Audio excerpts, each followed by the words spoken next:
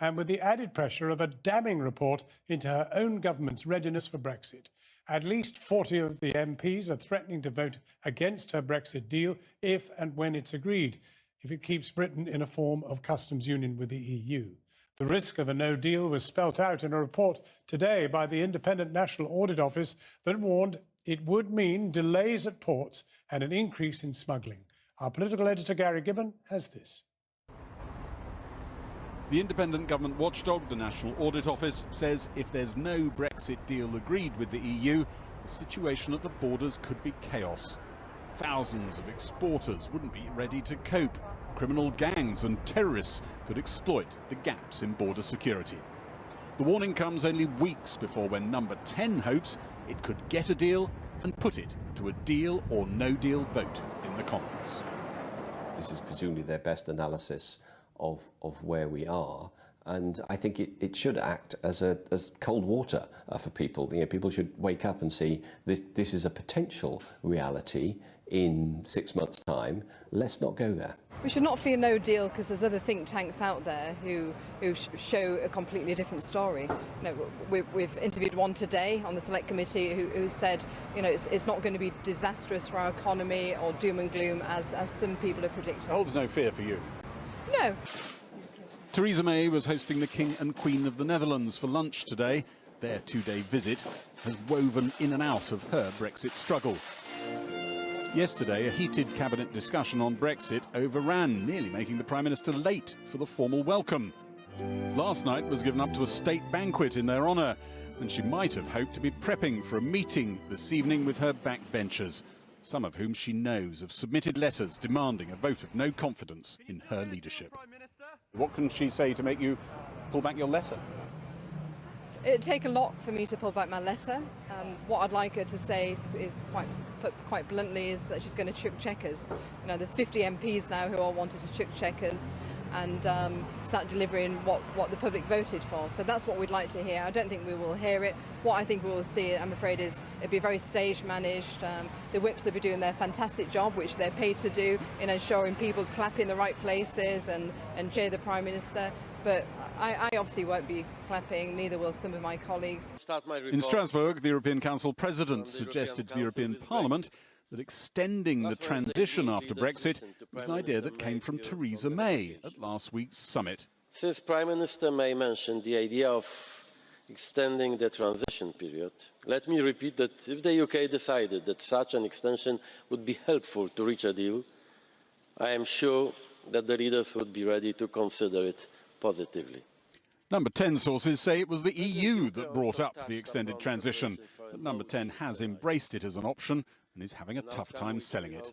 Downing Street hopes reports like today's warning of the dangers of exiting with no deal will outweigh concerns MPs have about any deal Theresa May brings home and might just help it get through the Commons.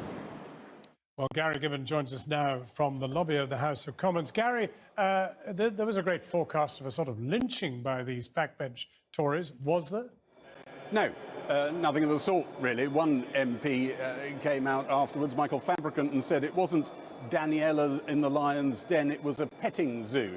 Well, that might be a bit of an exaggeration for effect, but the five pro-Brexit supporters, obviously the more supporters, pro-Brexit supporters in the room than that, but the five who are identified as wanting to vote against the sort of deal that's emerging, they got up one after another and asked questions that were sort of half volleys, not really threatening to go past the Prime Minister or endanger her. One of them was asking whether Ollie Robbins, the official in charge of the negotiations, was acting on his own behalf. One MP apparently muttered audibly nearby, they sound paranoid. Another one was asking what happens if the House of Commons votes against no deal? And the Prime Minister just sort of batted that way and said, well, I don't want them to do that. I don't want the EU to think there isn't a chance of no deal. And generally, I think even those who were critics in the room thought that even though they were irritated by what no doubt was an attempt to choreograph and pack the room, thought that she gave quite a good account of herself. But all of this is kind of meaningless in a sense, this theatre, because the critical moments are happening in negotiations that are ongoing in Brussels, and negotiations with her own cabinet. There's another meeting tomorrow with a small number of cabinet members, and I think there's going to be probably, as things look at the moment, potentially a critical meeting next week, because Number 10 and the Prime Minister are absolutely focused on this week and next week trying to get that deal that eluded them at the October summit. There is still a hope alive in Number 10 that they can get a deal in time for that November summit that is penciled in but not inked in. We are still in a very critical zone, and she has not yet dared to make any of these cabinet meetings decision-taking meetings, because she's not yet sure she's got something she could get past them. Kerry Given at Westminster. Well, earlier I spoke to Pauline Bastillon, who is head of European policy at the Freight Transport Association. So I began by asking her if she was surprised by the National Audit Office report. I would say that the report actually confirms our worst fears. So we're not shocked or surprised in the sense that we've been following the process very closely. But what it does reveal is that we are very, very far away from being Brexit ready. So if you look at all the things they say, you know, the IT systems are not going to be in place, or there are serious concerns, at least, as to the ability of government to deliver. There are serious concerns regarding the ability to have the border infrastructure in place, to recruit enough officials at the border as well. And obviously the most, I suppose, shocking aspect, although again we're not surprised, is that the National Audit Office recognises that information provided to industry is really not good enough. But we've still got a number of months left before March the 29th. Are you saying none of this can be put in time? We have less than 6 months. Less than 6 months, when you look at the task ahead, is not very much. It's better than nothing, I will give you that, but it's really not very much.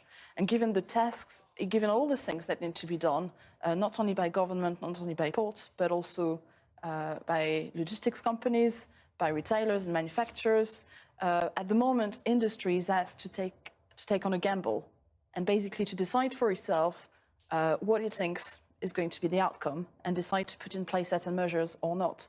Well, what sort of measures can you put in? I mean, we're talking about they're already making lorry parks on one of the motorways. Is that enough? Well, there are various measures you can look at. In isolation, none of them are going to be good enough or sufficient, that's for sure. But companies are looking at more warehousing capabilities.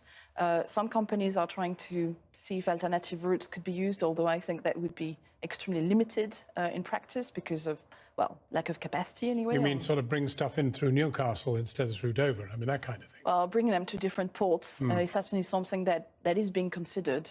Whether this is really feasible, probably only to a relatively small extent. The report talks of 11 or 12 critical systems which need to be replaced or changed to manage border risks not being delivered on time or in time.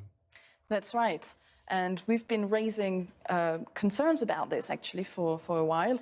I think everyone has been focusing on the CDS system for customs declarations, forgetting that there are lots of other critical systems. And what this report is doing is highlighting that while everyone has been really, really focused on one part of the equation, there are all sorts of other things that are needed that will not be ready and that might actually be in a worse state of readiness at this point in time. Pauline Bastillon, who is head of European policy at the Freight Transport Association. Matt. Thanks, John. Well, in the US now, packages containing